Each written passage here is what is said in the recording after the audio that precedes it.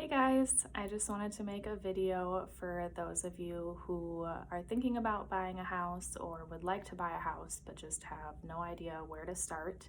I know a lot of times people feel like they're being annoying if they reach out to me with just some questions about buying, but they're not quite ready to buy. And I just wanted to let you know that you are not wasting my time. It's definitely not annoying. I love to answer any questions anybody may have. Even if you don't live in the area and you don't plan to ever work with me as your agent, I still love to share knowledge and make sure people feel like they are informed before they do make the decision or take the steps to buy a home or even sell a home. So I wanted to get started and just explain the process of buying a house, so that people feel like they have a little bit more knowledge in case they're not quite ready to reach out and get started with me. So, of course, the first step I always tell people is just reach out so I can get to know you. I can get to know your situation, your timeline, your criteria, and everything like that. But the most important step in the beginning is for us to get you pre-approved to buy a house. So I can get you in contact with my recommended lenders who I know will take good care of you. Because the pre-approval process can be really different for everyone depending on your own unique situation. It's not a cut and dry process to talk with a lender and then have them, ask you a couple simple questions and you're good to go, and there's, a set amount that you're going to be able to access in order to buy a house. So, and this can be one of the scariest things for people, is talking to a lender. I know, at least for me, before I spoke with the lender, before I bought my first house, I was like, what the heck are they going to ask me? Like, are they going to run my credit and then tell me, no, I can't buy a house? And then I'm going to be in a situation where I would have been better off just not even talking to them quite yet. Maybe I jumped the gun and I asked them something too early. And now I'm in a situation where I have to wait even longer. And it can be kind of scary, especially when, for most people, you're going to be making the biggest purchase of your life with this loan, just not knowing what is going to happen going into it. So I just wanted to share with you a couple things that the lender is going to ask you for when you go to talk with them about getting pre-approved. Is they're going to look at your debt to income ratio. So they might look at your pay stubs if you have, maybe a regular paying job, or they might look at your tax returns. They're going to look at your bank statements and your assets. And they're going to look at your debt to income ratio, see how much debt you have, how much you're paying every month on that debt, so that they're not giving you a loan where you have a payment that's just, putting you over your head and you can't keep up with everything, because obviously we don't want to put you in that situation either when you buy a house. And then another reason it's good to talk with a lender, even maybe before you're actually ready to buy a house, is sometimes if you don't regularly check your credit and keep track of things like that, there may be things that you don't even know about that need to be taken care of before you are ready to buy a house.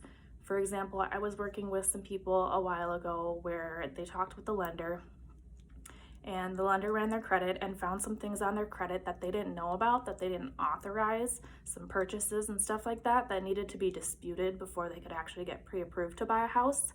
And had they not come in and met with us and had their credit run and talked with the lender about their debts and income and everything like that, they would have no idea about these unauthorized transactions on their credit, and they wouldn't know that they needed to get those disputed before they were ready to buy a house, which they were going to be doing in the future anyway. They just wanted to be prepared.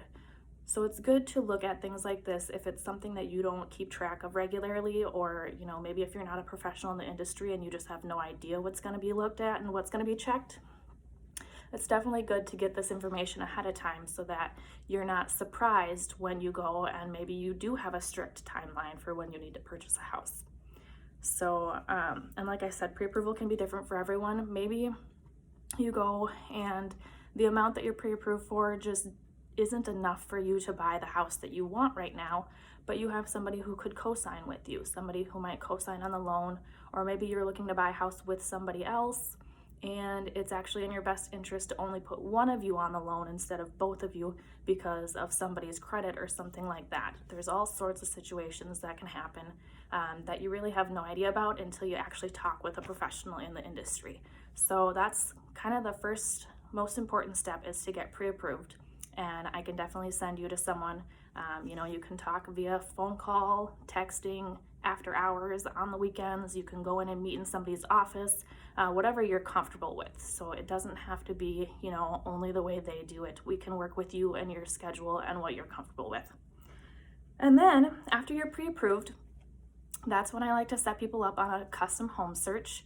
So we'll use that pre-approval amount. Who knows, maybe you're pre-approved for $250,000, but you're only comfortable spending $225,000. You don't even want to look at houses that are $250,000, and that's fine. It might be based on your payment, or maybe you're looking at townhouses and they have an association fee monthly. So you want to keep that in mind, that you're going to have that extra association fee so that you don't have to take care of the outside maintenance or anything like that on the home. And that's going to affect your monthly payment. So we'll set up a home search with kind of your max budget, and then we'll also do things like how many beds and baths you want, and location. And location can be set up by cities, or you can do a perimeter, or maybe you have a certain commute time you want to keep to work. You only want to have a 30-minute drive to work at 8 a.m. And we can definitely set the search by that, so you can only look at houses that are in that 30-minute commute time. So we can do whatever you need to do to set it to your criteria, to your liking, so that you're only seeing houses that are going to work for you. And then you don't have to weed through all these other houses that you don't want or don't like. And then after the home search, maybe you'll find a few favorites that you really like and you want to take a look at in person. Then we can set up some showings and we can go out. We can look at one house. We can look at, 7 or 8 houses, and you can compare those and see, maybe you thought you wanted an open layout, but you find a house that you really like that doesn't have that open layout that you had thought you really wanted or needed. And things change, your criteria shifts, and maybe we want to make some changes to that home search so that you can look at some other houses, or who knows, maybe you find the right house, one of those first showings, and you want to write an offer. So what happens when you write an offer? So we're gonna submit an offer over to the sellers. We've got paperwork we've got to do, and I can explain that more in depth when we get to that part, but we'll submit our offer over to the sellers, and if they accept our offer, then we're going to move into our inspection contingency period if you choose to do an inspection. So say in our offer we said we want to buy this house, but we want 10 days to do an inspection, and if we find something in that inspection that really makes us want to back out of this contract, then we would be able to do so. Or maybe we find something in that inspection that we just want the sellers to repair for us before we close on the house. Then we can ask for that, and they can agree to that, or they can say, no, we're not going to agree to that. And at that time, we would be able to decide again, is it okay? Are we okay with this not happening, or this repair not getting done before we close? Or are we not going to come to an agreement and we have to back out of this purchase? So writing an offer, it's not necessarily, the end all be all. You have to buy this house as soon as you offer this to these people. You have a chance to make sure that it really is the right decision for you. Also, if you're buying something in an association like a townhouse or a condo, you're going to have 10 days to review the association documents, like the rules and regulations. Say you're buying a townhouse and the rules and regulations say that you're not allowed to have dogs, and you have a pet dog and you don't want to give up your pet dog. Then you can say, this condo isn't going to work for me because of the rules and regulations of the association, and you would be able to back out of that contract at that time as well. So then once you make it through your inspection contingency, you renegotiate any repairs you may have requested from the sellers, and your inspection contingency ends. There's going to be a lot of work that's going to happen behind the scenes. So your lender is going to order an appraisal of the house, and they're going to make sure that the house is valued at what you're paying for it or more. And if it's not, that may be another time for you to have an opportunity to renegotiate your purchase. So say you offered $200,000 and it only appraises at $195,000, and you want to say, hey, I don't want to pay more than what this appraiser is saying this house is worth. I would like to pay $195,000, and the sellers may agree to that. And then you would be able to renegotiate that purchase price of that home at that time. And then once you'll get through having your appraisal done on the house, you're gonna do more paperwork with the lender, and they're going to make sure that everything makes it through underwriting, that all of the information that you gave them in the beginning about your income and your debts and everything is still on track, and you're still able to get that loan. So with that being said, things that you should avoid doing while you're thinking about buying a house or while you're in that period of negotiating a purchase for a home: don't go out and buy something expensive. Definitely don't buy a new car before you're thinking about buying a house or while you're in the process of buying a house. Don't even go out and buy new furniture to furnish that house. Wait until after closing, because any expenses like this can affect the loan, and you want to make sure that you can get that loan so that you can close on your house. And then once everything is taken care of with the loan, they're going to send over all the final numbers to you, and you're going to review it and make sure that it looks right. Say in our offer, we said that you're going to be putting 3% down on the house. They're going to show those numbers, how much that 3% of the purchase price is for your down payment. You're going to have your closing costs from your title company and lender. And so those will be on the paper, and make sure that everything looks good and right and what you were expecting. And then we'll move on to closing. And at closing, you'll be able to sign all your paperwork and become a homeowner, which is awesome. And then so something that some people might be worried about is those closing costs and how much they're going to need to bring to the table at closing. I know I made another video where I explained that you don't actually need 20% down to buy a house, which is more awesome news.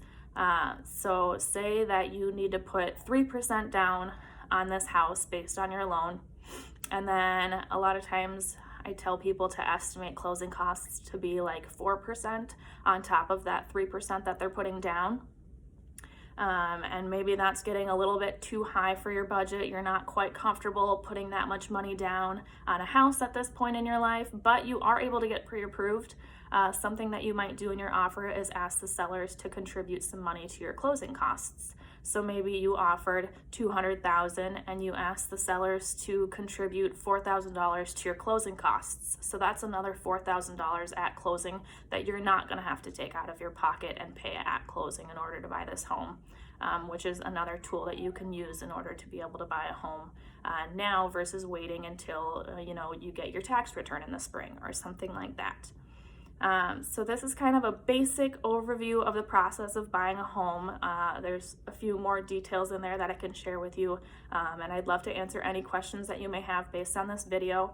And of course, if you're thinking about buying a home now or in the near future, even if you're not thinking about buying a home until summer or fall or winter next year, it's still good to reach out and make sure you have your questions answered and make sure you're best prepared to be able to buy a house when you are ready.